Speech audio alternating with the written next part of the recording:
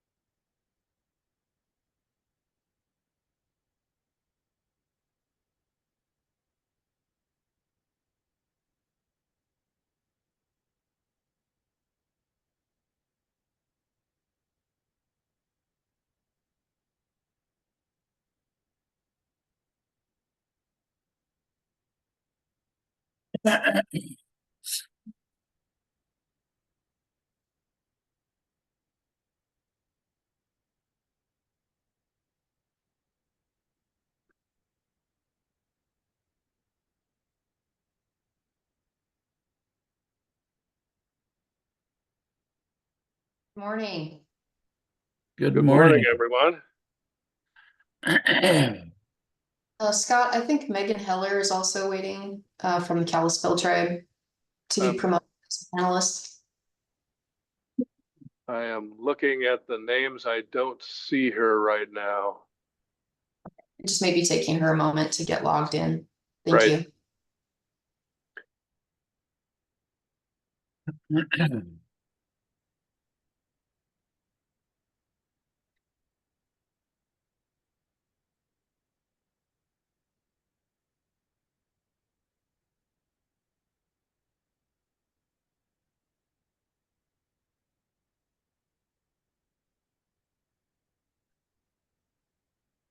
Let's see. 1, 2, 3, 4, 6.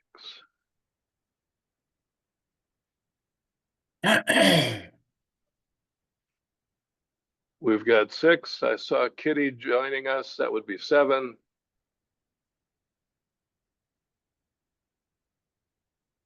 What do we need, Scott? 9? We need 8. 8. Oh, there's Rod and there's Kitty. Okay, we have a quorum, Mr. Chairman. Very good. And it's 9:03 on November 13th. And so I'll go ahead and call the Steering Committee of Elected Officials to order.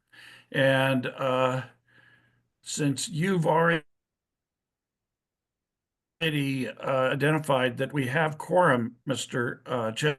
Chesney, I won't go through the exercise of doing a roll call and move right into our agenda. We've got a full day today, so I'm going to try and get us through this as expeditiously as possible so that we can deal with all the items on our agenda. First item is the minutes for July 17th and August 21st, review and approval and stuff. So they've been distributed. So if you've had an opportunity to look at them and you feel comfortable making a motion, the chair is open to a motion to approve the minutes for July 17th and August 21st. So move, Kaminskas. Thank you. Second, Higgins. Got a second from Rod Higgins. So all those in favor, please indicate by saying aye. Aye. Aye. Aye. Aye. Opposed, nay. The ayes have it. Thank you.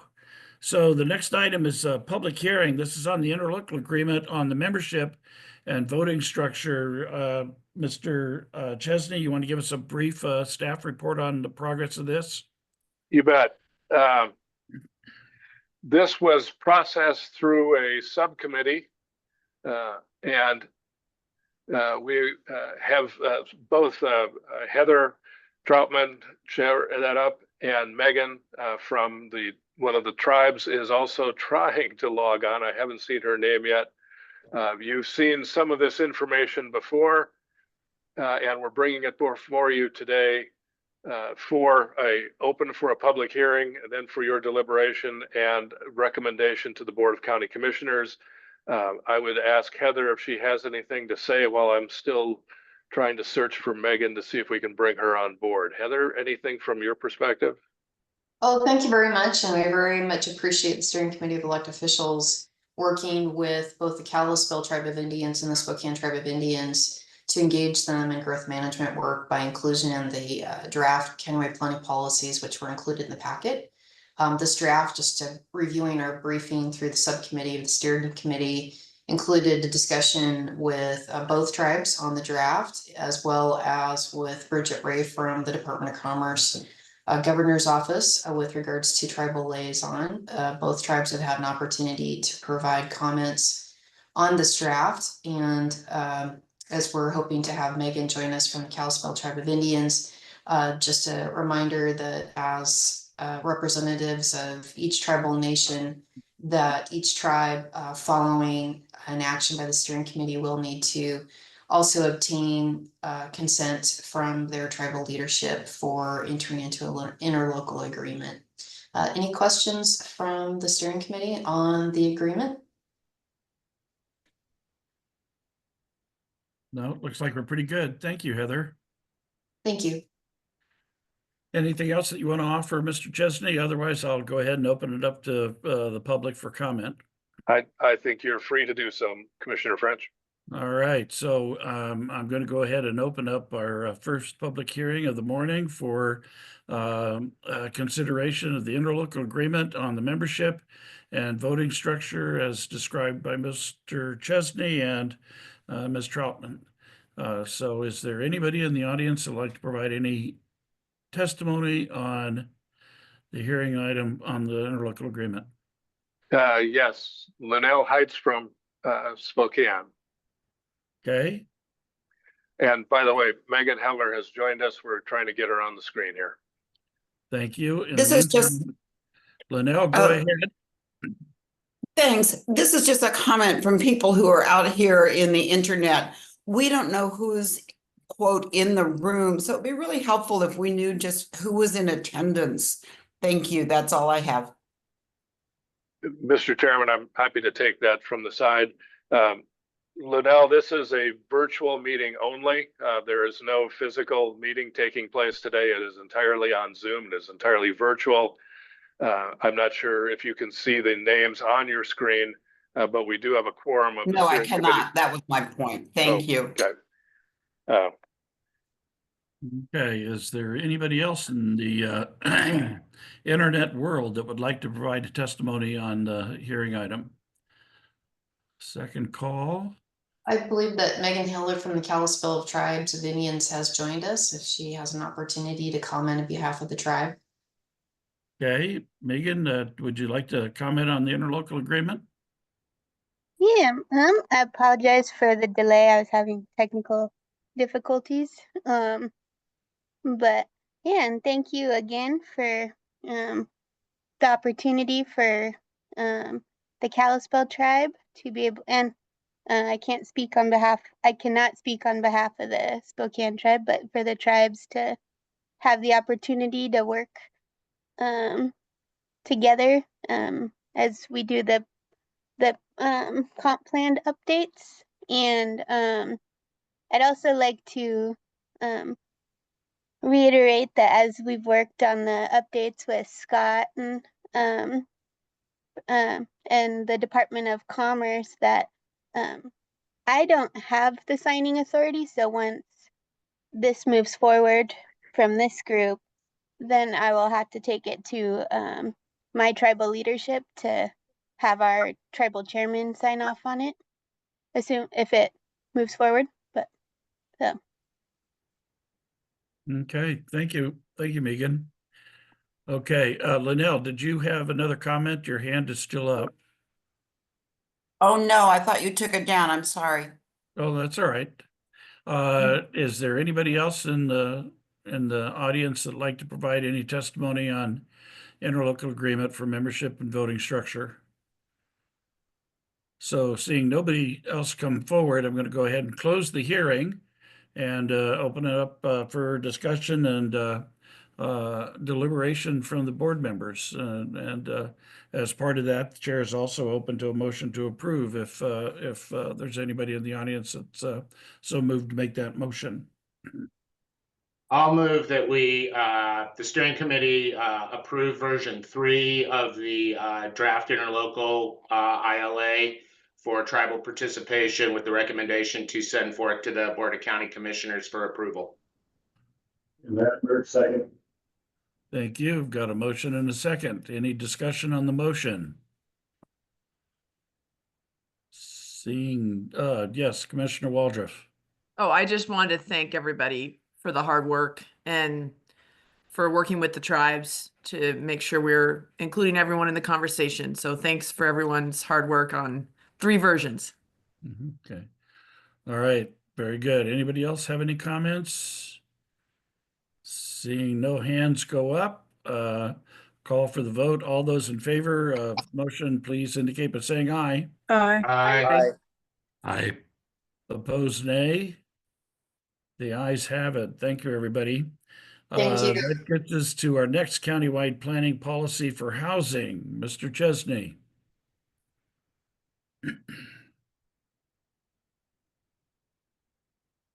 Your mic is off. Sorry. Thank you very much. This is a continuation of an effort that's been going on for some time. We have kind of updated information for you based on the comments last time that moved a number of the statements from should to may, and you asked to consider this for an extended public comment. We have done so, and I will turn it over to Tate to give us, Tate and Bongo to give us kind of a summary of where we stand. Just real quickly, Scott, I do have the presentation pulled up. It's not letting me share screen. It says host has disabled screen sharing or something to that effect. Okay, let me see if I can fix that. And I can certainly kick the presentation over to you as well. Why don't you do that, and we'll see if we can allow everybody to share in the meantime. Yep, no problem at all. Hang on, everybody. We'll be getting things moving here. All right, it was just sent to you on Teams. Okay.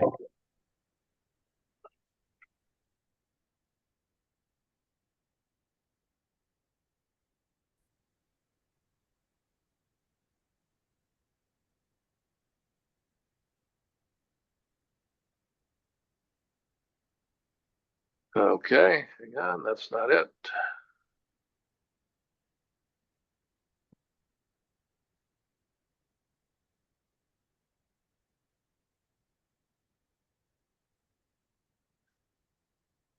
Bongo, I'm just seeing a link coming over. I'm not seeing a presentation. Where?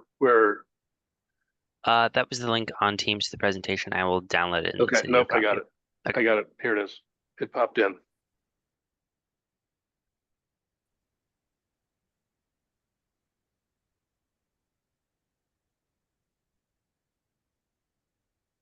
Thanks for your patience, everyone. We're just about there.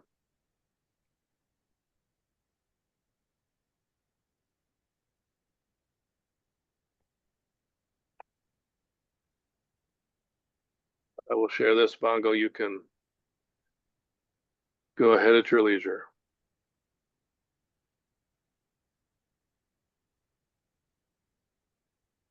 Right. I'm actually going to kick it over to, looks like Tate's already ready. Clear. Thanks, Mongo. Yeah, I'm going to start off today. Good morning, steering committee. I'm going to be talking about the affordable housing countywide planning policies. Just to go over it briefly, the drafting of this were amendments to reflect new legislative housing requirements. They were drafted by the PTAC from May to August, and we received feedback from internally within PTAC, you all and the steering committee, stakeholder groups, and the public. The last version you saw on the 25th was draft version 3. The SCEO passed the CPPs with amendments and decided to extend the public hearing based off the amendments approved at that date. So we made those amendments, which were draft 4, posted those on October 18th, circulating it to our stakeholder groups and to the public. And that brings us to today. And that means up to this point, we received 2 public comments that oppose the changes of should to may, which was the major change that was approved that was the reason we wanted more public comment on the draft.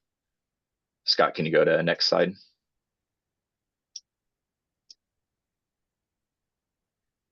Awesome, thank you. So this is just to remind everybody of what amendments were passed. There was grammatical changes, minor changes to reflect GMA language, and then that major change of should to may. PTAC recommends adopting draft version 4 of the affordable housing countywide planning policies. Obviously, taking into account the public comments we received then and any public testimony we see today. And that is all I have for you.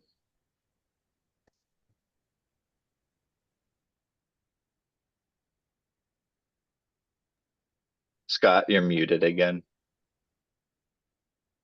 Sorry, going back and forth here. Mr. Chairman, we throw it back to you for public hearing. Okay, so before I open up for public hearing, do any of the members of the committee have any questions on the report that was just given by staff? Don't want to ignore anybody or miss an opportunity. It doesn't seem like anybody hands going up, so go ahead and open up the public hearing on the countywide planning policy recommendations. Oh, Mr. Chair, sorry. I was reading the document and trying to switch over to my screen. I guess I was wondering if I know that some of the comments, as you said, were concerned about, I know we'll probably hear some testimony about switching from should to may. I'm sensitive that it was the smaller cities that were concerned about being able to have the capacity to do all the analysis, data collection, and that's why the language was suggested to be changed to may. Was there consideration for just having smaller cities be excluded, or a different way of wording it to allow the larger jurisdictions to aim for these policies, and then maybe smaller cities having optional opportunities? I think at the beginning of this process, there was definitely drafting of language to try to account for differences between smaller cities and larger ones and larger jurisdictions. And I think we just landed on that and made the language a lot clearer without trying to make those differentiations all the time. The may to should language was a concern of smaller jurisdictions, but it was also supported by larger ones. There was dissent from us at the county. We liked the should language rather than the may. But given the feedback from you all and from PTAC, we made that change. But that's sort of the background on who wanted the should to may change. I mean, because should is still not shall. So there, it still allows for some like aiming towards a goal, but not requiring everyone to meet that goal. Correct? I mean, that is okay. Correct. Yeah, it's not mandatory language. And that was part of the discussion at the last steering committee that you all had on interpretation of legal language. So speaking for the county, yes, we liked the should language, but I will, let you all discuss it. And if anybody else, in the PTAC wants to speak on this as well, they can. thank you. Okay, so I have Mayor Cooper, Mayor Komiskas, and then Mayor Freeman in that order. So we'll start with Mayor Cooper. Good morning, thank you. I just wanted to say, I think from the small city perspective, I think that's true. At the end of the day, it's really governed by state law. State law, I think the reason that it was may is that we could, engage in some of these things that we're not required to do. And so the state law already makes it clear what size city must do things. And so I think that when we refer back to the state law, it's very clear on what must and shall be done. And so I think this was just the idea to make it clear that we can still do those things if we wanted to. We still support the idea and all, but we wanted to soften the language just because it doesn't apply to us. And when we adopt this and it looks like it applies to us and it's a should really has has that sense that if we're all doing this well, that's what should happen. So that's my thoughts. Thank you. Not to belabor it anymore, and I don't know that it changes anything at the end of the day. Thank you, Mayor Kamiskas. I don't have anything to add. Mayor Cooper took the words right out of my mouth. So thanks, Terry. Okay, Mayor Freeman. Thank you. I just want to be clear on this policy, or just want to understand that this policy does not advocate or set any specific housing allocation method or housing unit allocation method. That's correct? That is correct. Okay, thank you. Okay, any other comments from committee members before I open it up to the public? All right, seeing no hands go up. We'll go ahead and open up the hearing on the countywide planning policy for housing as presented by staff. And so if there's anybody in the internet world that would like to comment on this, please raise your hand. Mr. Chairman, Linnell Hughes, or Hot again. Yeah, go ahead, Linnell. Thank you so much. And I also sent a document to you for distribution. There are about a dozen changes from should to may. And although they may or may not be significant, I think that there is sort of an implied concern here. Should is not enforceable, as your committee members have observed. There's really no consequence if you don't do something. Including may instead of should almost makes it pointless to have it included. And so I think that the essence of what I'm suggesting is that we do address the larger and smaller jurisdictions, because that is a really well-founded distinction, and the state does it, and I think it's something that certainly our planning departments are sophisticated enough to parse. So the size is very important. The second piece that I would say, if you don't revert back to shoulds, and if you do keep them in and you don't address that with the jurisdiction size, I do think that it's important to keep the neighborhood involvement, which is identified there with a should. And the other thing is the importance of monitoring. If we don't know what happens, if we don't know how close to some kind of goal we're getting, I think it's very difficult to support a public policy. I really appreciate the work that you're doing on this. I appreciate also that you've gone back to those of us who are involved in this particular committee to hear from us. So I'm grateful for your interest, and I'm hoping that you focus on the distinction between large and small jurisdictions, that you keep the neighborhood involvement, and that you do monitor with those larger jurisdictions. Thank you. Thank you, Linnell. Mr. Is there Chair. anybody else that would like to? Yes, Mr. Chairman, Jim Frank. All right, Jim, floor is yours. Thank you. I appreciate see, maybe I can show my face here. Well, I can't figure out how to do that. So anyway, I've recently, in the last 2 or 3 months, got involved with this process, and I do want to say that it's extremely complicated and very difficult for the public to have a role in this process. And the main concern that I have, and whether it's related to this particular language or not, I'm not certain, but there there's a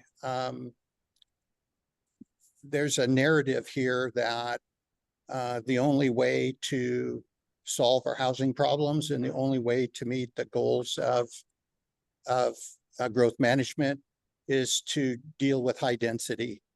And there are a lot of development regulations that have inhibited the ability to build small houses. And when you look at how do we provide housing for low-income families and very low-income families, there are options other than apartments for them.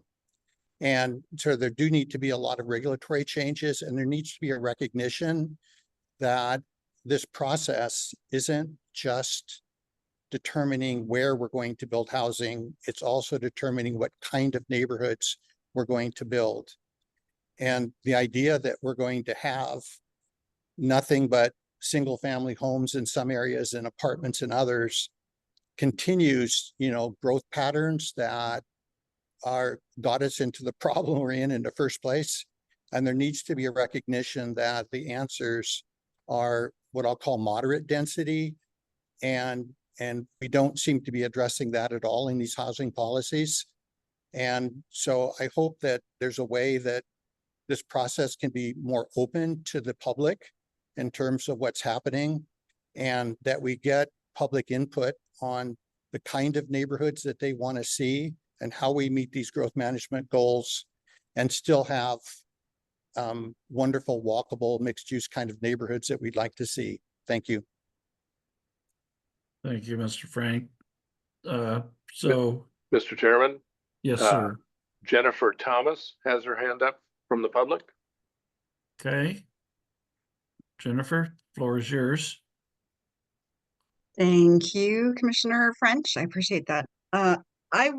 Two quick things. One is I am in support of the May language. I think that especially knowing that these policies will have such longevity, it's significant to not have should language that, even though currently it looks as though it is the same as may, basically it's less than shall and a little bit more than may, but I think it's important that this policy be a little bit broader versus very constricted at this time. I also would like to ask the committee or the staff to consider adding in a point for 3.1 C or 2.4 possibly, that would address minimum removing minimum lot sizes across all jurisdictions as an option or a suggestion, because I think that it will allow for more home ownership opportunities, especially looking at the HAPT metrics that 50% of the population is slated by Department of Commerce to be in high density housing. And if we can change zoning so that it is flexible in a sense to create medium density, high density, moderate density home ownership opportunities, that would be really significant, I think, for our communities moving forward in the next 20 years. Thank you. Thank you. And then I've got Paul Crop is the next one. So, Paul, the floor is yours. Thank you, Mr. Chairman. Thank you. I would like to associate myself with the comments that Lunel Hott made about the result of this is optional and rely on the goodwill of the jurisdictions, particularly with regard to neighborhood involvement. You all are apparently trusting that each jurisdiction will pay attention to that, but it would be far more comfortable if it were a should instead of a may. I also agree with the observation that that this is Well, only until the last iteration did it come up, this alleged burden on the planning efforts of small jurisdictions. It is a legitimate concern, but there's an easy way to make a distinction simply by means of a footnote, for example. Each of the ones ought to be looked at individually, and it decided which of those changes that were shoulds. The footnote would simply say for the smaller jurisdictions, say any jurisdiction with a population allocation of fewer than 10,000 would not be this would be optional, or a may provision. That's easy to do. It would be it can't be inconsistent with the way regulations and state law need these things to look. I also want to point out that Commerce is publishing its WAC revisions for comment and for implementation in 2025, reflecting all of the legislative changes. And it just seems to me that it might be the case that when these WACs are in play, that some of these changes are not eligible and might need to be revised. That's purely theoretical on my part. I have looked at the proposed changes, but that's kind of a footnote. I just want to conclude by thanking you all for all of this work. It's taken quite a while, but to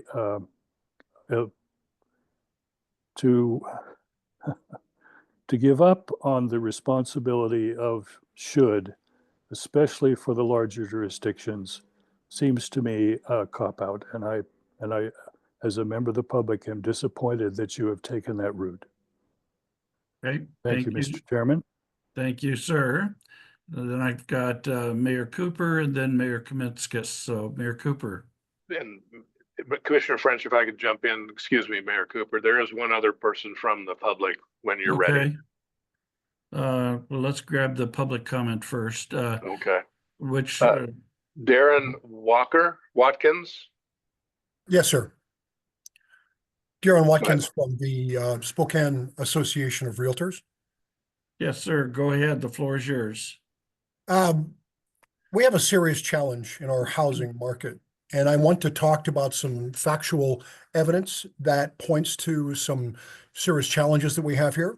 We're number 2 in the nation for home price increase in the last few years as a direct result of a complete lack of supply. As a result, we are seeing a competitiveness issue now with our border communities. It's very easy to build, for example, in Kootenai County, where we're seeing 500 new homes built in northern Idaho that traditionally had been built here in Spokane County. You want to see the evidence for yourself. Try to drive on Interstate 90 in the morning or the evening, where we have seen traffic on those roadways increase by almost 4-fold.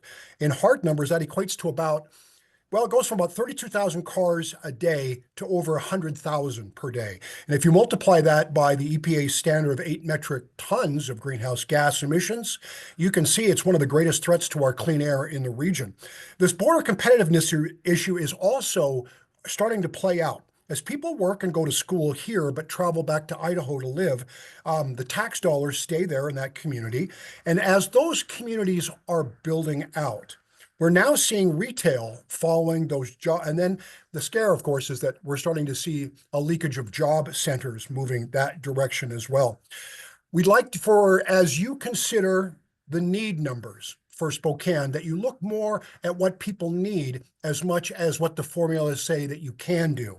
Several methodologies that should be considered that we use in our industry would be, for example, housing per family. That was demonstrated by the study brought to light by our state's lieutenant governor that came to Spokane here about 2.5 years ago. And that study, as you know, showed that Spokane County was one of the worst counties in the state of Washington, and the state of Washington was the worst state in the entire country for housing per family. As such, that says that we have a housing need gap of about 28,000 homes today. And so as you look forward to what kind of growth numbers you need, please consider that we are already underbuilt by a serious number. Metrics used by the feds look at housing units per job. In the coming weeks, we have a committee that we have formed as well that will provide you those information along with surveys from people who live here on housing preference. But just know this from a practical standpoint, that we have people in our community that are suffering from poor housing choices made in the past. We have renters that are moving out of our core areas. We know the Spokane School District had teachers, about 1 in 10 to 1 in 5 have actually turned down job offers because they can't find a place to live. It also shows the study that was done by Whitworth that locally, lack of housing is, unlike many communities, the #1 reason for homelessness. So we must focus on home ownership. Mixed-use communities are the direction to go. And we firmly believe that it is the only way to keep our communities strong and vibrant. Thank you. Thank you, sir. Do I have anybody else in the audience that'd like to provide any testimony? No, Commissioner, nothing from the public. Okay, then I will go to Mayor Cooper. Thank you. I just wanted to comment, when we changed every should to may, I think that was probably an error. You know, things like community involvement, which has been mentioned twice. Of course, we should do that. That's key to every, every community to be thriving and vibrant and connected to their community and know what the needs are. So maybe this carte blanche changing of should, everywhere says should to may, was not well thought out. And then in relation to the size of cities and the mention of a footnote or whatever, I think that we'd be amiss to put anything in the language of this that would have specifics in it. I think that we should reference back to the state law, because we're gonna have a lot of changes, have had, will have, and that I think that maybe noting that it's, jurisdictions, will, have to comply with state law, as it relates to the population of their city. Maybe just having a note in there or a sentence or a footnote related to that might solve that problem. But just a couple observations after the community comments, and Mr. Watkins, I really appreciate your comments, and Mr. Frank as well. Thank you. Thank you, Mayor Kaminskas. Yeah, just a brief comment with regards to Mr. Kropp's comment on calling out 10 cities of 10,000 or less. Liberty Lake is around 14,000, and we were strongly in favor and still are of the May language. Of course, considering what Mayor Cooper just said, there's probably some mays in there that should not have been changed. But I really caution against, putting a specific number on anything, because even though we are 14,000, we are still small. Our needs out here are different, just as the needs in Medical Lake and Cheney, Airway Heights are different than the city of Spokane. So we would really appreciate the flexibility of the may in those instances. And so just because we're 14,000 doesn't mean we're not still small. Okay, thank you. Ms. Klitsky. Thank you. I'd like to make a motion that we qualify the language so that the shoulds remain for the larger cities and the mays are implemented for the smaller cities, except in the case of community involvement or neighborhood involvement, then we should keep that should. Sorry, that isn't worded very well as a motion. Mr. Cathcart. Commissioner French, just a quick note, we're still in the public hearing, I guess. Oh. Yes, we are. Sorry about that. Yeah, I haven't closed the public hearing, so I'm still taking public comment and stuff. So I've got Mr. Cathcart and then Mr. Kropp. And Mr. Chairman, there is still no one new from the public raising their hand. Okay. Mr. Cathcart. I'll defer to the public. Okay, Mr. Crop. Yes, let me restate my idea about footnotes. What I was referring to in terms of numbers had nothing to do with with your current population. It has to do with your projected growth allocation, and for Liberty Lake, for example, and others, it's less than 10,000. The notion I had was to be actually jurisdiction neutral, but to recognize that there's quite a dramatic difference between the 20-year projection of population growth between the unincorporated urban area along the river and the city of Spokane and the city of Spokane Valley and everybody else.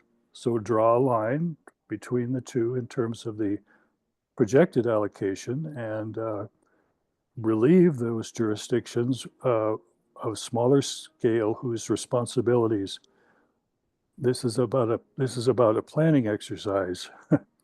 um, uh, so I wasn't thinking I was only thinking in my suggestion only in terms of your future population allocation as you've already adopted. Thank you. Thank you. Then I have Mayor Kamiskas and then back to Mr. Cathcart. Trying to find my buttons here. I appreciate that clarification, Mr. Crop, and my comment would still stand that Liberty Lake's needs are much more, but much different than the Valley or the city of Spokane. So regardless if we're 14,000 now or 22,000 in the future, our needs are still different. And I still support, still continue to support the maze with regards to those items that Councilmember Klitsky had mentioned. Thank you. Okay. Mr. Cathcart, did you have a comment for the public hearing process, or do you want to move to deliberation? I was just going to merely suggest that we might consider, deferring consideration and working on amendments, because it does sound like there's a couple of suggestions that make sense, and perhaps there's some compromise on the mays and shoulds that could be identified. I don't think the whole meal deal makes sense, but there's probably a couple of mays that could be shoulds, and we just need some time to figure all that out. Okay. So I have Lynette Hout and then back to Amber Waldroff. Thank you. I just, and this may be out of bounds, but I was trying to correlate the shoulds and mays to the increase in housing that we might see. I mean, we all know that we need more housing. We all know that, well, I don't know if we all know, but some of us believe that mixed use and mixed types is appropriate, but I was having trouble linking that back to the shoulds and the mays and evaluating or monitoring whether it was working or not. So, and that could be an out of bounds question. So thank you for your tolerance. Okay, thank you. And reconsideration of this. Yep. Ms. Waldroff. Oh, thank you, Mr. Chair. No, I think I appreciate Ms. Klitzy's ideas. I appreciate what Mr. Cathcart had to say. I actually think there's some mays that do belong here, because it's really saying you could do a variety of different things to achieve a particular goal. And so I agree that some of the mays are fine. I think some of the language, though, could be should. And I know we've been working on this for months, but I would support just taking one more time to just fine tune it, because there are some in here that I believe, like, we should be trying not to displace people and mitigate for displacement. I really believe that's a policy we should consider the word should for. So I would like the opportunity to weigh in on that and look at a version where we keep some of the mays, but have a few statements that are should language. So I just wanted to support Councilmember Klitsky and Cathcart's suggestion. Okay. Ms. Overhauser.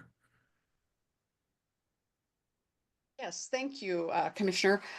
Listening to Mr. Kopp's comments, and several of the other people, Linnell and Michael and Amber, I agree that we should postpone and relook at this, because as I listen, I quite honestly believe that should definitely belongs in the public participation part of all of our plans. And so taking a moment to step back and review this once more would, I think, be very valuable in the long run for all of us. Thank you.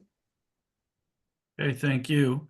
So I'm now engaged in conversation amongst the committee members, and I have not closed the public hearing yet. So so that we can get to a point to where we can deliberate, I would like to be able to just make sure that everybody in the audience that is part of the public has had an opportunity to share their thoughts. So I'm going to go ahead and work to try and get to closing the public hearing, but I want to make sure that everybody in the audience that has a comment, you have an opportunity to share it at this point. So if you have not had an opportunity to share your comments and you'd like to do so, please indicate by raising your hand.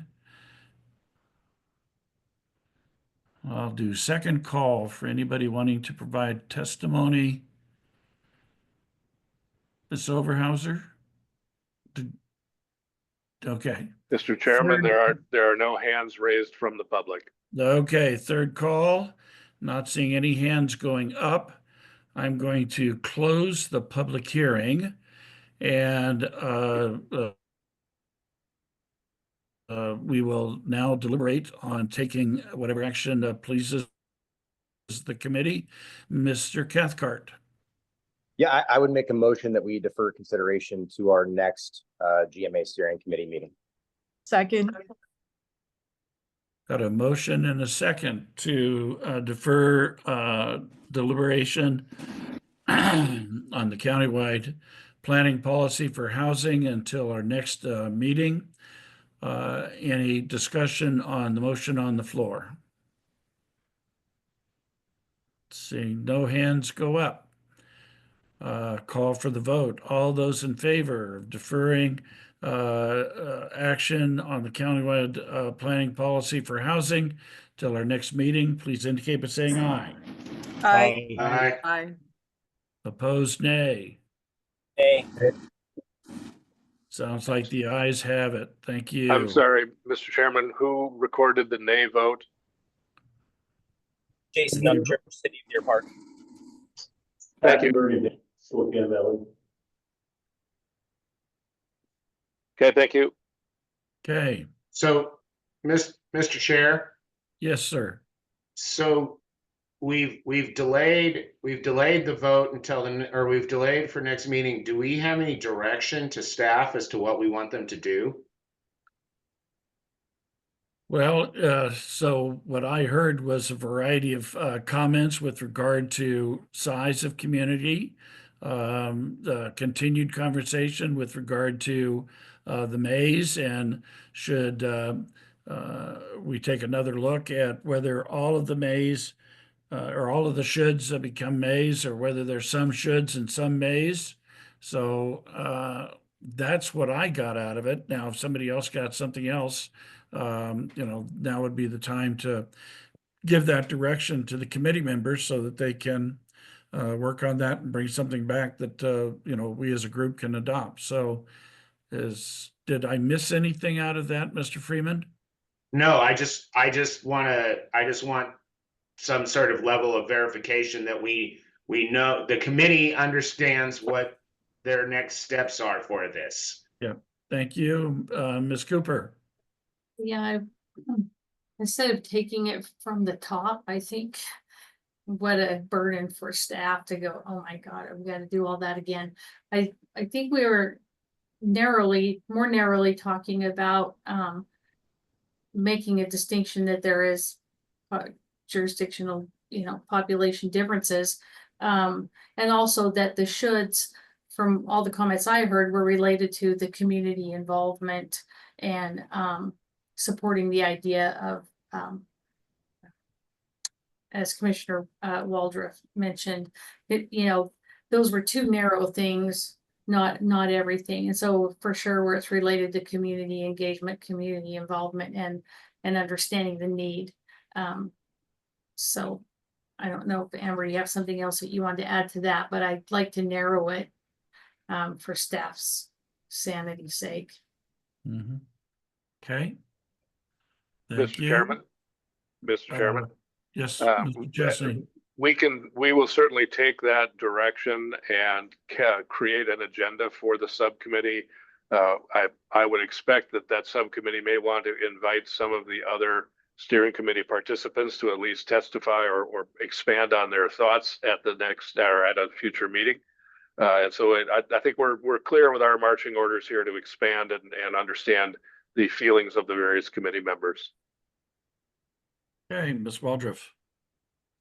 Thank you, Mr. Chair. Yes, I was just My going to brother. suggest that the subcommittee, When's your birthday? which I believe was myself, Mayor Cooper. Wasn't there one? There was another member of our The sun's a little subcommittee. brighter. Anyway, if I'm willing to take all the comments that we heard today and work through that with the subcommittee and bring something back. So if that's at the will of, is that what you were suggesting, Mr. Chesney? Yes, it was.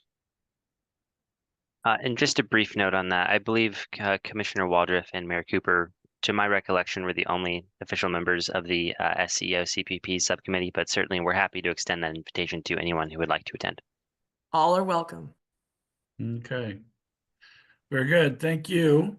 So that completes the hearing item on countywide planning policy for housing. Now we move into a workshop, countywide planning policies for climate and resiliency, and Mr. Chesney. Mr. Chairman, there was a intermediate step regarding the HAPT tool from Commerce that the steering committee wanted some clarification on from last time, notably related to a discrepancy in population allocations. And I think it would be following up on the countywide planning policies for housing. Probably easier to wrap that up here. I think that'll be a fairly straightforward item. Okay, so the floor is yours, sir. I'm going to have our ongoing staff, Bongo and Tate, update you, and they have been also working with that particular subcommittee as well. Go ahead, guys. Fantastic. Scott, if you have the opportunity, could you share that slide deck one more time, please? We just have a couple slides. I'm going to go through this real quick. I know we have a couple other items to get to. Hang on.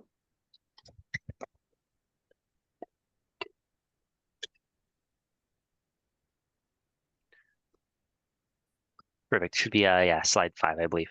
Yep, getting there.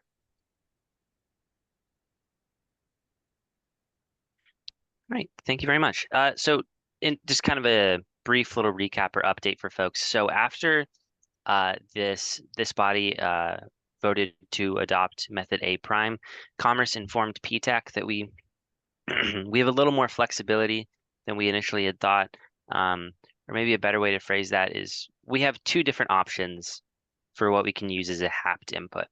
We can use a share of population growth. This is what steering committee has seen previously. That's what you've reviewed and seen before. Or we could use a share of housing growth.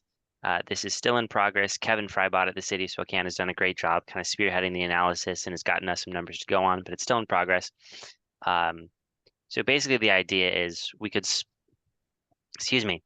we could put into HAPT the percentage of, you're going to get this many people, or we could do it by, you're going to get this percentage of the homes.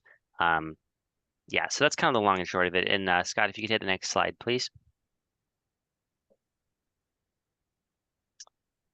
Yeah, gosh, that pretty much got to all of it there. So the idea is that we will come back to you all with our recommendation by January. No action is needed. The HAPT is still working great. A prime is still our recommendation.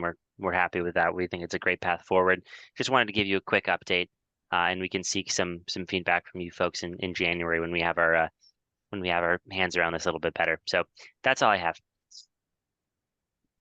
Okay, thank you. Any questions for staff on that report? Mr. White?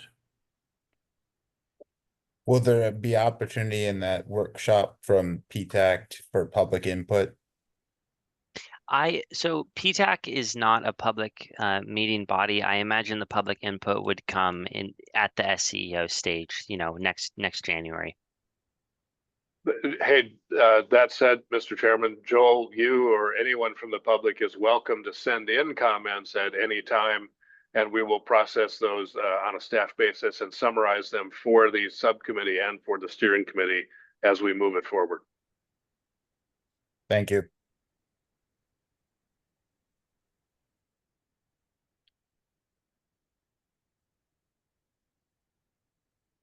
Mayor Freeman, Commissioner French seems to be off for a moment. No, I'm here. Go ahead, Mayor Freeman. I was just, Bongo, is this where the PTAC will generate the recommendation on population share allocation, like either by Burke or population or adjusted? Is that where that will come out? Yeah, so you're what's the phrasing I'm looking for? I believe you are referring to the work that's been done. Let's see, I want to pick my words carefully because I know it's so technical that I don't want to give one idea and then have to backtrack. This is separate from the population allocation, but what you're identifying is correct, that Kevin Freibot and PTAC have identified sort of just a range of different formulas we could use as the input, and they are what you identified. I could elaborate on them if the body is curious, but the short answer is yes, you're correct, and we're hoping to have our thoughts on that more wrapped up by this January. Thank you. Okay, any other questions for Mr. Thompson? Looks like we're good there. So does that complete the report then on the HAP the refinements and clarifications? Yes, it So does. does that move us back to the workshop then on the planning policies for climate resiliency? Mr. Chesney? Mr. Chairman, thank you. This is another new element that the legislature has used to amend the Growth Management Act. All of our communities are interacting with this element in terms of its GMA potential. As the steering committee and many of the members know, most of the smaller communities, or a large share of the smaller communities, have partnered with the county to do a collective analysis for the detailed parts of this. But we are here today to share with you the initial draft of potential countywide planning policies that would be the overarching guide for our work moving into 2025.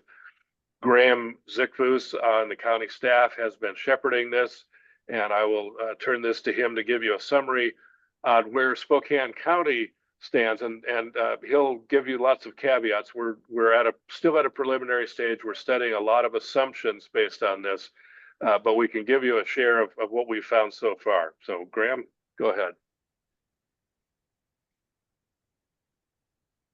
All right. Just waiting for the slideshow to pop up here. There it is. All right. Tate, are you in control of the slides there? All right, we can. Yes, go ahead. Perfect. Yeah, so this is just sort of a process summary of this is just a summary of kind of everything that the PTAC Climate Subcommittee did so far, just kind of leading up to where we're at right now. So during September and October, PTAC Climate Subcommittee created some draft CPPs based on similar policy CPPs and policies from other jurisdictions in Washington. Then the subcommittee reviewed these policies and amended them to be more applicable to Spokane County. In early November, these CPPs were reviewed by the full body of PTAC, and comments from Spokane County Public Works and the Spokane Tribe were submitted, and those should be included in the draft CPPs that were posted and that you may have in front of you. And then they were also posted to the county website for public review at that time. So you can go to next slide.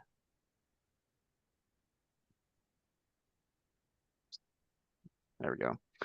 This is just a summary of some of the comments we received on those this first draft of the county climate planning policies. So while the comments from Spokane Tribe, Spokane County Public Works are in front of you, this is just kind of a brief summary of the topics covered in those comments. They noted sort of a need for measurability in working towards achieving greenhouse gas emission reduction goals and hazard mitigation goals. They also noted goals related to transportation and transit to have more detail, and they wanted more specifics about policies related to green infrastructure, and finally wanted to make sure that land preservation did not preclude sustainable resource harvesting practices or wildfire prevention practices. So these are all things that going forward with our draft of the countywide planning policy we'll be looking into as well as any potential areas of interest or concern that may be raised at this meeting. So we can take some questions now. And Mr. Chairman, some of the draft policies themselves were in the staff report that was posted online for your consideration behind the scenes and public review. Okay. So any of the committee members have any questions for staff on the presentation? Second call for anybody having any comments? Okay, looks like we're good. So that gets us to Spokane jurisdiction's LCA status. Mr. Chesney. Thank you. Again, we're going to turn to Graham, who has been shepherding our work here as well. Like I said, this will be more of a summary of where we stand today.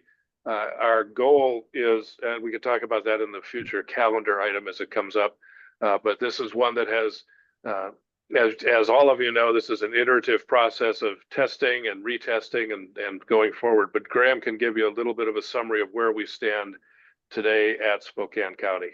Graham? Thank you, Scott. Just waiting for the slides to get kind of pulled up in front of me here.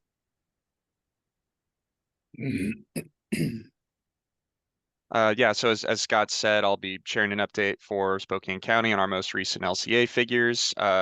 Figures I'll be sharing, like he said, still under review. And I'll just be sharing some of the area, and I'll also be sharing some of the areas under review that we're still looking into that may impact these numbers. But you can see up on the slide there the vacant, partially used, and platted figures. Those are only for residential land in the unincorporated UGA, meaning any available lands with residential capacity. These are zones, low density residential, medium density residential, high density residential, and mixed use. Those are the only zones that are, those are the only available land in those zones are assigned a residential capacity. And so the figures that you're seeing are totals of the land, of the available land in those zones. And so as of right now, we're showing that we have a capacity for roughly 12,800 housing units and roughly 28,500 people. The population allocation we received was just a little over 30,500 people. So this means that as of right now, and again, these numbers can change, they may fluctuate up or down. Right now, we need capacity in the unincorporated UGA for about another 2,000 people. So we can go to the next slide. So these are just some of the next steps, some of the areas of review that I mentioned earlier, and I'll just elaborate on each of these items a little bit. So infrastructure gap analysis. What we do is we hope to work with other parties such as our water purveyors, public works departments, to get an idea of where areas that where they have the ability to serve over the next 20 years, and to see if there are any lands currently marked as available in our LCA that would potentially go away if there are no plans to serve them by those agencies. So, and then moving on to that second item, the apply revised density assumptions. So we've revised our density assumptions a couple of times to more accurately reflect the forecasted development densities over the next 20 years. These figures may still be tweaked as needed. As for the population per household revisions, we're still figuring out how to more accurately reflect the real household size of the unincorporated UGAs using different data sources such as Office of Financial Management, possibly census data, ACS data, and we're also looking at how to maybe looking at the way that Burke measured population per household in the HAPT tool. So there's a lot of areas where we're still looking at how we would best measure population per household for the land capacity analysis, but that's just to give you an idea of some of the areas we're exploring. And then finally, that last item, we're reevaluating how we identify and measure partially used land. This is land that has a unit existing on the property, but is potentially large enough that it could fit additional households. So as you may have seen in the previous slide, our current partial use identification methods flagged around 1,200 acres of partial use land that is available for development. This is a much higher figure than we expected initially at the county. So we're exploring some alternative methods for identifying partial use land to see if maybe one of them paints a more accurate picture of this kind of development in the unincorporated UGA. So that's and that's all I have for you at this point. Mr. Chairman, let me jump in a little bit on the items 3 and 4 here. We initially looked at them as essentially a mathematical or a geography exercise. We are now, in a sense, testing that somewhat with the marketplace.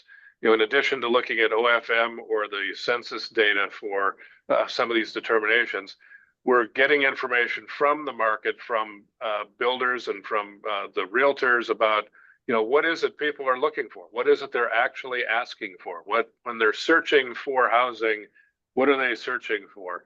And so we're very much intend to include a market factor in this and bring that back through PTAC for consideration. But you will see that in your next view of this in January.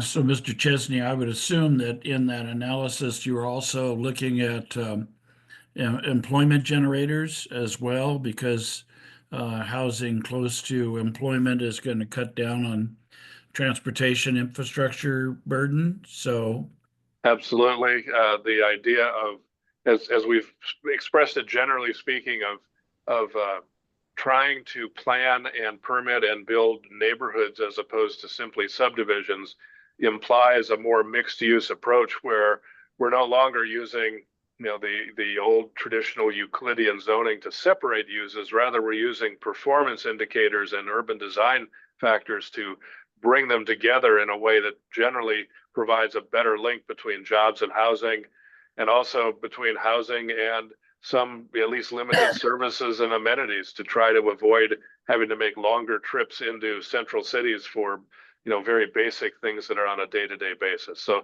while those are really comprehensive planning policies and principles, they're coming to the fore in the land capacity analysis, because we have to look forward into how does that capacity work with a new set of regulations as well as the existing set. So yes, we're very much looking at that new horizon for market-based development.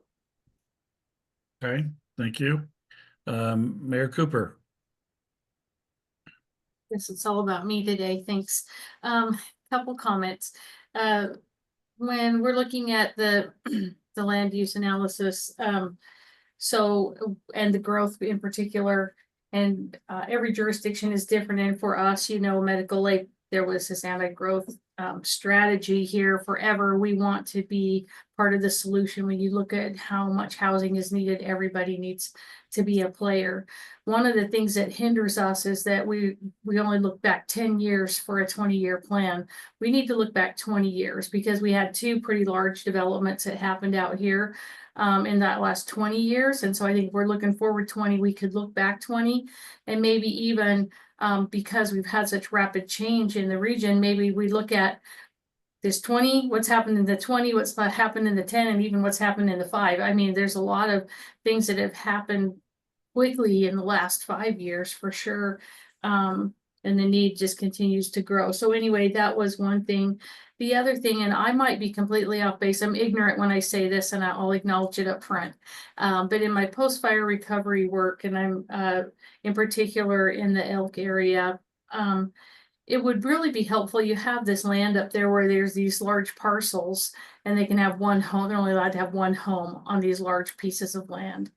It would be great if there was some kind of a county ADU that would allow for a second in proportionate, just like we do with the housing in Spokane, that there could be a second home on the property in some proportionate something. So unless, I don't know what stands in the way of that, but in this rebuilding process where you have generational families all living on the same land, everything burned to the ground, and now we can only put one home on there. It's becoming a problem. So any thoughts to that, or we can talk about it offline or another time if it doesn't fit here, but I think it's important to look at. Thank you. Mr. Chairman, I could address that quickly. Sure, go ahead. The Spokane County Planning is very much aware of that issue, Mayor Cooper. And while the current zoning does allow for an ADU, or at least the path of least resistance for an ADU in rural areas is an attached only ADU, the legislature did have a bill in the last session that would allow rural lands to have detached ADUs, which is very much that generational separation. That would allow for that to happen without a land division process. That bill was successfully lobbied against by FutureWise and others, and the legislature did not pass that. However, the table was set, and I would expect, with the idea of reduced vehicle miles, with all sorts of other issues, that's an issue ripe for upcoming legislation again in this session. But that is at the moment, that is the hurdle we have to overcome, is that the legislature had that on their plate and they did not approve it. Could you send me that bill, and I would love to put some effort into resurrecting that this session. Thank you so much. We will find it. Okay, any other questions, comments, input? Seeing no hands go up, then. Mr. Chairman. Yep. If you, this is not a public hearing. However, if you're so inclined, Jennifer Thomas from the public has raised her hand. Oh, okay. I didn't see it on my screen, so. It's on the.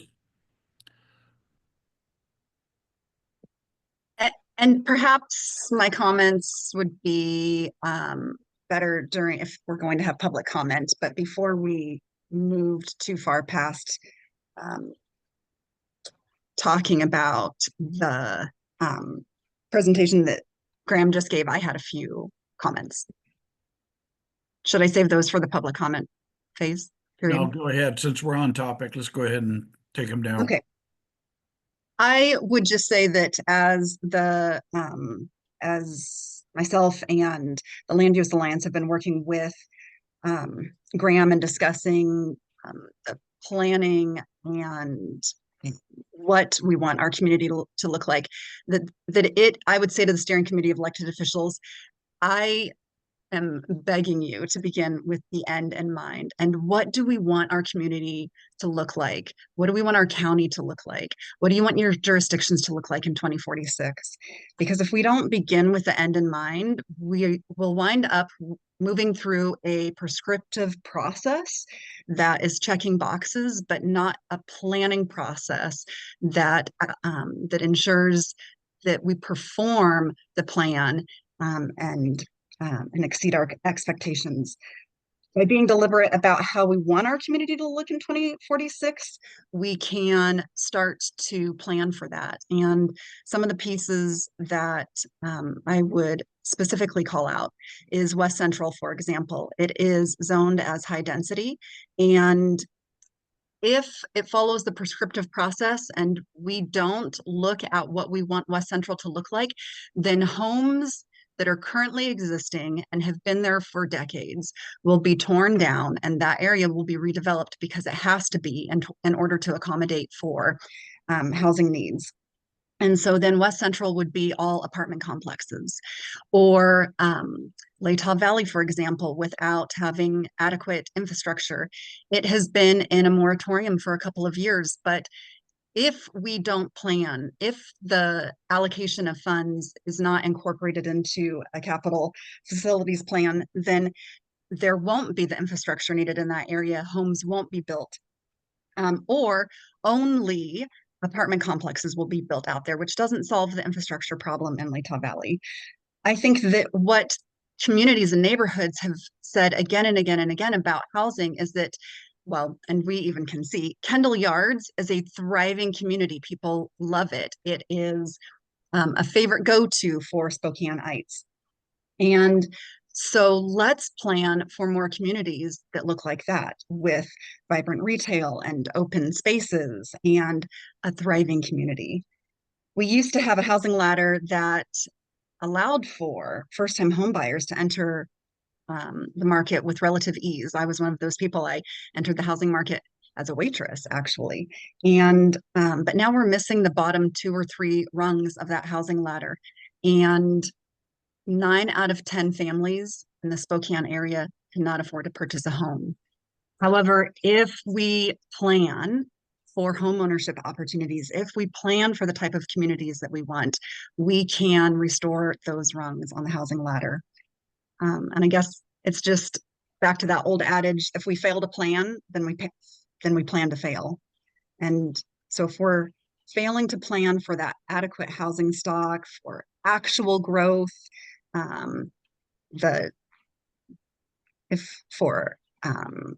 accounting for the current underbuilt shortfall for first-time home buyers and missing middle housing, then we're planning to fail. And our community will, instead of keeping pace with Tacoma and other areas that 20 years ago we resembled, now we're the second poorest city in the state of Washington. And I would hate to see this community that I love so much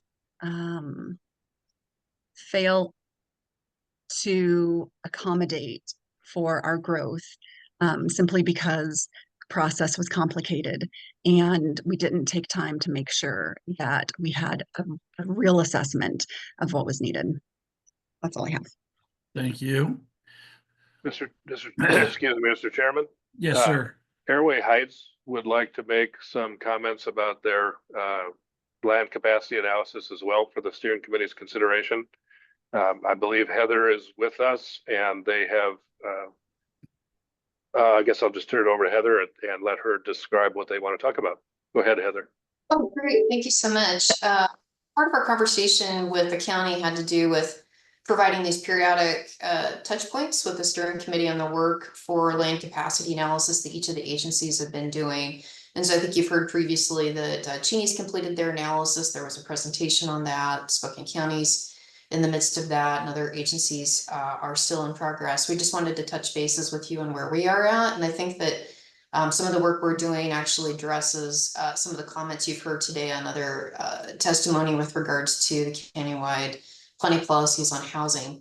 We do have Jeff Arango with Framework here today with us as well. If Scott could bring up a little small PowerPoint presentation, we can show you where we're at and how some of the new legislation coming out of the state for housing alternatives is being integrated into our LQA. Great. Thank you, Heather. Good morning, everyone. Jeff Arango with Framework, and just have a few slides that I'll pull up here. And I guess I need permission to be able to share, if that's possible. we've had that trouble so far. Let me try this. I did forward the PowerPoint to you by email as well this morning, Scott. Thank you. Okay, let me try that. So as they're bringing that up, great questions today with regards to how do we look to the future to address housing? How do we address all income bands? How do we address the ability to provide housing where people work so that we are reducing transportation greenhouse gas and meeting other goals of GMA? So it will be a lot of work by all of us as we work to address those questions.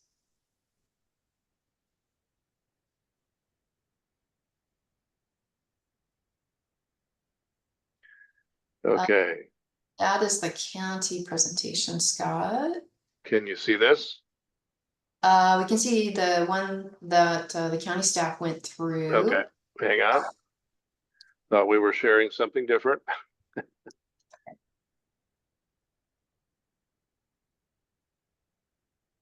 That's it. Perfect. Thank you very Okay. much. Appreciate it. Great. Yeah, thank you. If you could just go to the next slide.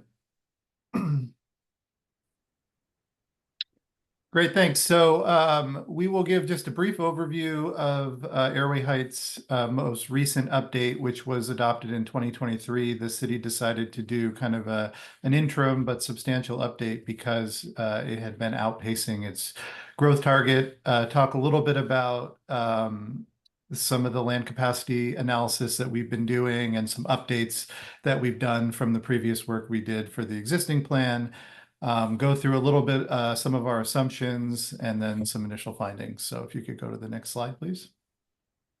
Yeah, so as part of the 2023 comp plan update, again, which was not a periodic update, but was essentially a new plan, we looked at sort of the city's existing growth rate, amount of available land, the fact that one of their major, or maybe the major part of their urban growth area is not likely to develop. So we came up with a strategy to swap out that area for another areas within the city. Next slide, please.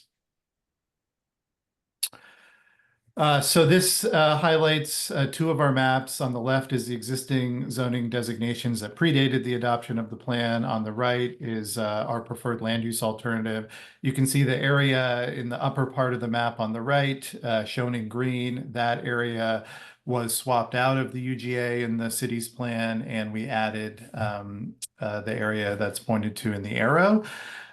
We understand that the UGAs will be re-examined as part of this process. So we are, looking back at that and updating some of our assumptions to account for current conditions, but also some of the middle housing work that we're doing right now and is expected to be adopted here in the next, couple months.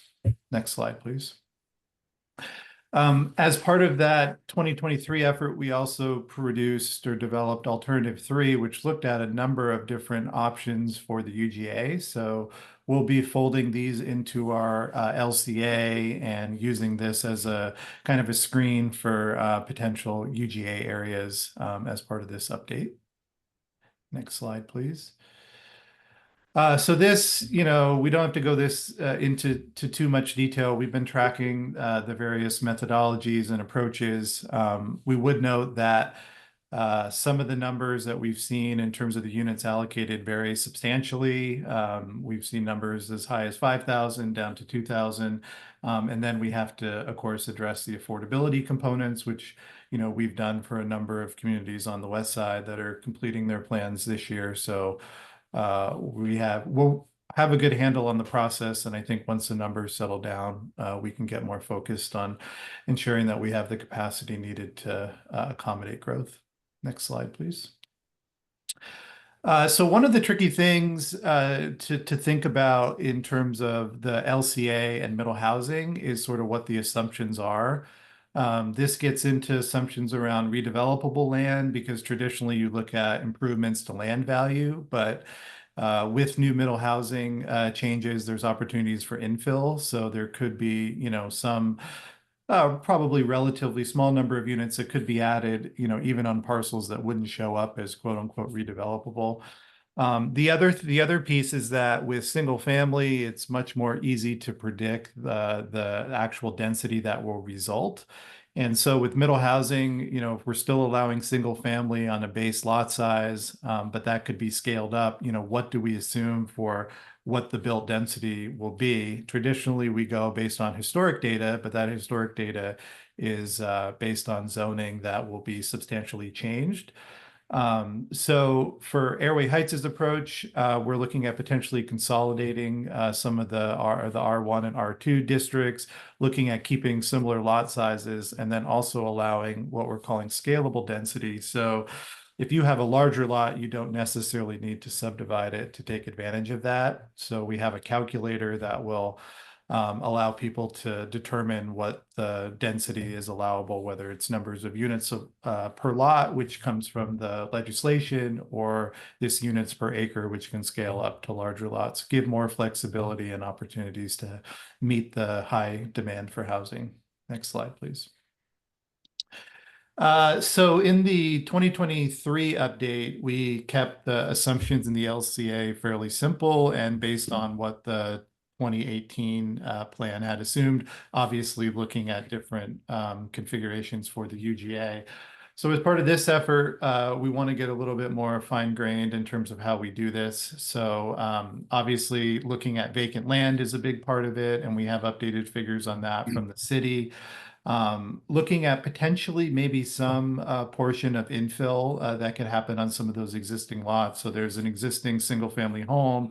Under the new legislation, they could do 2 or 3 units, depending on the type. Do we want to have any assumptions around that? I think that's probably more of a minor assumption and is still playing out, but something we're looking at. Rather than just have one number for the dedication of public roads or infrastructure, we're sort of varying that based on parcel size. So smaller parcels would typically have less dedication.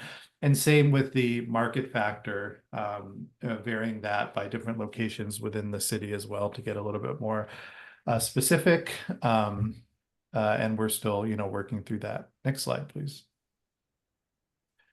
This just shows some of the vacant land by zone, and this is something that we're tracking and is really the foundation for the LCA. Again, we'll look at other potential redevelopable parcels and infill, but this is really the focus. Next slide. And these are very preliminary numbers, but you know, the base is essentially, you know, if someone built 1 unit per lot based on the existing lot sizes, the max would be if you went up to the max density that's allowed in the zone. So somewhere in that 18 units an acre. And then the average is an average of the two. And, you know, when we have to report back in 5 years on the progress of meeting our growth target, the assumptions we make here will have big implications. And so if we choose something that's higher than it results, then we won't, we'll have less of an ability to meet our growth target. So this is something that we'll need to work through, but these are very preliminary numbers. And I think that's the last slide. We'd be happy to answer any questions that anyone may have. So, Jim Frank, so you've got your hand up. Thank you. This analysis that we just looked at from Airway Heights demonstrates, I think, a lot of the difficulties in this analysis and the assumptions that are being made that are, I believe, inaccurately reflecting the reality of developing land. And the densities that are being used are not densities that are achievable over relatively large land areas. They might be a density that's achievable on an infill lot that's already got infrastructure in place, but they are not achievable over larger land areas. So for example, our Meadworks project, 220 acres of that is in a mixed use zone in the county that allows a very high density we're trying to mix single-family houses, small cottage homes, townhouses, and multifamily integrated into a mixed-use environment where there's services available and so forth. And our density on that project, our achieved density on that project, is 7 units an acre. And the densities, for example, that Airway Heights is using are double and triple that number. And I think what gets lost is the fact that land available, first of all, for transportation systems, it far exceeds the numbers that are being suggested. So for example, Airway Heights was suggesting that that allocation should be 10 to 20%. But the reality is that that number is much closer to 35%, because you can't develop property like that without building pedestrian infrastructure, for example. And you can't build these neighborhoods and infill without additional open space. And so we've designed a project that has bike infrastructure, it has pedestrian infrastructure, which requires wider right-of-ways. In a lot of cases, you're required to have alleys, and alleys allow you to use smaller lots. It's very difficult to do a small lot that faces on a road where you have to park the car on a very narrow frontage parcel. So alleys are really important, or shared driveways are really important. And all of these things, open space considerations, and so forth. So in the Meadworks project, our set aside for transportation and utilities is 35%. That's how much, that's the reality of developing that parcel. And so lot size is also a factor. You can see the challenges in Airway Heights, for example, with their lot sizes. And we can build small homes on small lots less expensively than we can build apartments in many cases. And once you start building apartments, you run into a lot of cost issues related to fire control, energy consumption, sound abatement, and so forth.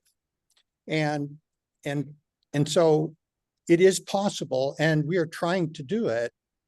But the problem is most jurisdictions do not allow, they have minimum lot sizes. I think the only jurisdiction that I'm aware of that doesn't have a minimum lot size is Liberty Lake. And at Liberty Lake, you're seeing a lot of smaller homes and cottage homes being built. But we're doing a project with Habitat in Airway Heights, and we're forced to get a rezone from low density residential to medium density residential. And then we have to go through a PUD process. And even then, we only can go down to like 3,000 square feet in lots. We need to be able to do homes on 1,000 square foot lots if we're going to achieve the affordability that we're looking for. Nothing has driven housing costs more than the cost of land. The cost of land in the last 6 years has quadrupled. And so you have to get rid of these minimum lot sizes, and you have to provide an opportunity for affordable housing to be constructed. And right now we don't do that. And we have to be able to do neighborhoods that recognize the importance. If you're going to do a mixed use neighborhood, and we've done a lot of them, you have to have open space. You have to have pedestrian pathways that people can actually use. You have to have parks, and none of that is being built into these factors that are being used. And it really needs to change. Otherwise, we're going to end up with single family neighborhoods, and we're going to end up with large apartment projects, and that's all we're going to build. And the result of that will be an enormous leakage of housing to North Idaho, because North Idaho doesn't have these restrictions, and they're far more accommodating for development standards that allow small affordable houses to be built. Thank you. Thank you, Mr. Frank. Any other comments? Okay, so Mr. Chesney, anything else that you'd like to contribute to this conversation, or are we ready to move on to our calendar for 2025? Well, a quick maybe epilogue here for the steering committee's benefit. The land capacity analysis itself is somewhat proscribed by the GMA rules. We generally have to use development regs that are in place now to estimate that land capacity of what's remaining. Jim and others have talked about where we're going for 26, and certainly the county is looking at many of those options in this building neighborhoods approach that we're doing. However, we can't necessarily make that determination for the LCA in its first go around. We can do that as a what if exercise, which we should be doing as planners. So there's a lot of effort to look at how the market has changed over time and how our development regulations need to adapt to that. I would certainly encourage Jim and others to talk to Heather and collaborate with Airway Heights and see if some of those ideas can be brought to bear. But that said, we will take all of this back and we will be bringing you another update in January. Okay, so we look forward to that.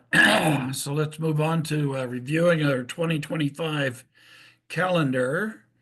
And I'm assuming you've got all the exhibits for that, Mr. Chesney? We do. Thank you, Mr. Chairman. I'm going to just throw something up quickly here. See my messy screen. We'll make that smaller. Our tentative calendar upcoming shows, ideally, we were hoping to have a public hearing on the population housing allocation results in January, which is different than the HAPT, which the steering committee has approved and recommended to the Board of County Commissioners.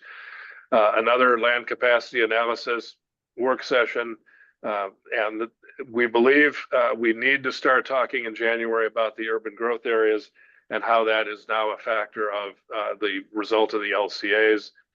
And then we would also like to start the discussion with the steering committee about the various GMA elements. Most of these will be relevant more to the individual communities, but as the regional government the county is designated by GMA, recall that all of our community and town plans must be consistent and with the county plan. And so having some common discussion about these elements, I think, will be helpful for the steering committee in January.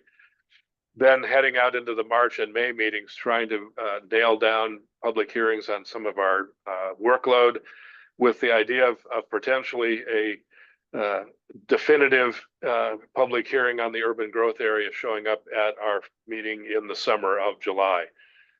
This is very much a tentative schedule. We will work with all of you as well as the PTAG groups on your behalf to strive for this. But as we get that calendar, when things are ready, we will bring them forward. If we need to amend and take direction from you, we will do so. So, Mr. Chairman, that's all I have on this quick report. Thank you. Any questions or comments for Mr. Chesney? Seeing none, then the next item is the request for extending the periodic update deadline to December 31, 2026. Mr. Chesney. Thank you, Mr. Chairman. When we held an initial planning charrette to talk about the urban growth area, a number of your planners participated here in our studio as well as virtually. One of the requests that came up from a number of planners was the idea of can we ask for an extension on our work from June 30th of 26 to December 31st. Rationale is fairly straightforward. As you are sitting here in November of 24, we're still working on items that we had anticipated in 22 being done in 23 or ahead of 24. And so in some cases, we're still having some deliberations that are, I would say, putting us behind schedule a little bit, but not in a serious way. The other rationale is both the 24 group of counties and the 25 group of counties planning their periodic updates were in fact granted the similar extension. So we are looking kind of for a thumbs up from the steering committee as to whether or not you would agree with this, and then we would pursue through our various groups, notably WASAC and our county commissioners, potential liaison with other legislators to put a bill together, because this extension has to be granted by the legislature. The dates for the comp plan updates were set by the legislature, and so therefore Commerce has no authority to extend it on its own. So we're ultimately looking for support to build run a bill, I guess. And Commissioner French, maybe I'd defer to you. We've had some conversation about this, but that's what we're looking for. Yeah, so there are, I believe, 11 counties that are under the 26 timeline. And next week, the Washington State Association of Counties is having their annual conference down in Vancouver, and I'm part of the Legislative Steering Committee that will be discussing this, as well as the board. And so if there is a desire to do as Mr. Chesney is recommending and ask for the extension, then next week is an opportunity for me to talk to the other 10 counties to see where they're at and see if there's enough collective energy to go to the legislature and ask for the 6-month extension. I am struck by the fact that those for 24 and 25 did ask for the extension of time, and I think that's more reflective of there's a lot of extra work involved in this process that I think many counties and jurisdictions are creating the dynamic as opposed to following a footprint that others have created.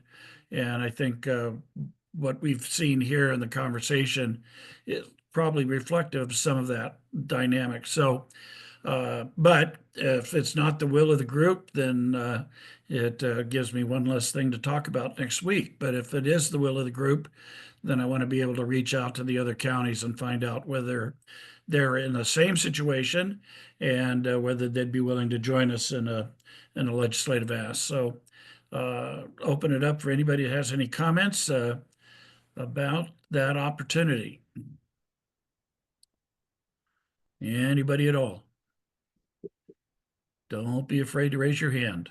I think we need to pursue this. I can see that when we get to these population allocations and things like that, we're going to have some discussions on those, and there's a lot to put together for this. Okay. Ms. Waldriff? I don't see a downside in pursuing a 6-month extension. Do we have to have implemented? This is kind of a growth management question. Do you have to implement everything in that time frame that you have in your plan, or you just have to publish your plan by the deadline? A little bit of both, Commissioner. Okay.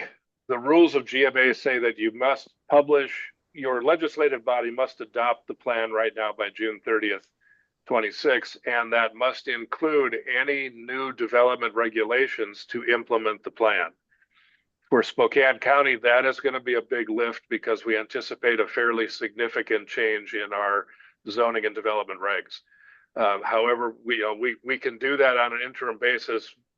I'm confident we can certainly do that by the December deadline, and that gives us a chance to complete most of the planning goals and policies and then start to rewrite those development regs, in fact, to implement them, rather than trying to do that on a parallel process.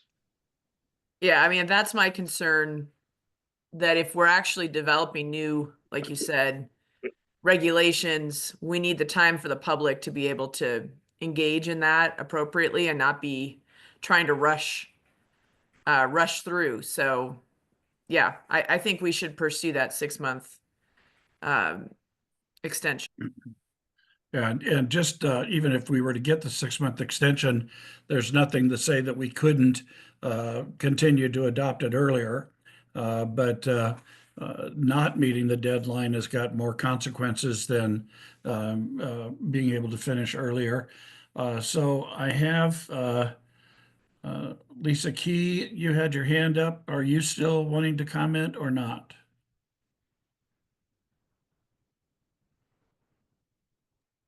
Yes, I wanted to clarify that some of the regulations, some of the changes to like housing regulations, et cetera, we actually do have until December 31st, but others must be adopted. So it is very much a mixed bag. Critical area ordinances, we actually have an entire year from adoption.